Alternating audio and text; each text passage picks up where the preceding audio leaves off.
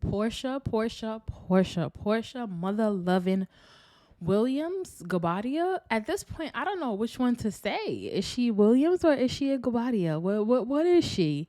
Now, is this real or is this fake? And that's a realistic question that I do have to ask because Porsha had about 11 weddings the other day to celebrate her marriage, just to, after 1 year and 3 months, want to now file for divorce from her husband. What happened? The wedding and the honeymoon phase is now over, so now it's divorce time and it's bye-bye. And the information about the divorce and the divorce filings come right after, and I'm sorry if you're hearing any noise in the background, it comes right after there being some news and information about Simon Gobadia perhaps having some issues with his citizenship. So we have Simon having issues with his citizenship, and then Porsha just filing for divorce immediately, like bang. Now, one of two things could have happened, right? It could have been something that Porsha leaked because she knew she was going to be filing the divorce, so she leaked this information.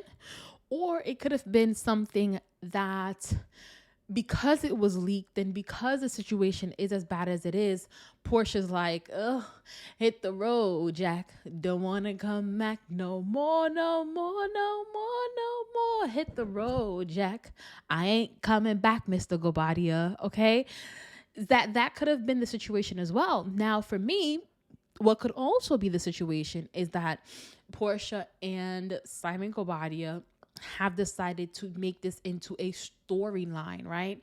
She announces, hey, she's going to be back on the Real Housewives of Atlanta. And then suddenly her and her husband are going to get divorced and blah, blah, blah. And it could all be for a storyline to get our views, to get our clicks, views, and get us talking about it like I am right now. Now, which one do I feel in the depths of depths that is happening with this whole Porsha and Simon Gobadia? I feel like what is happening with Porsha and Simon Gobadia is that basically you meet someone, you have the honeymoon phase of whatever it is that you have going on with this person, and then you get to actually know what they come with, especially someone who isn't as forthcoming with their bullshit, like with all their baggage. I feel like as women, we're very forthcoming with our baggage. I got this, I got this, I got that, and this is what you're going to have to deal with. And here it is presented on the table. But men, they're not so forthcoming with their baggage. Men, they tend to, wait a little bit. Oh, I got a kid down south. Oh, I had an ex-wife here. Oh, I have these immigration. I feel like men, they don't lay it on you thick when it comes to giving you their baggage. They spoon feed you the information, and she's getting spoon fed this information as it relates to Simon Gobadia and his history and his past. And some I feel like he's given to her. Some she's finding out from these YouTube videos. Some she's finding out from all these different things and all these different avenues.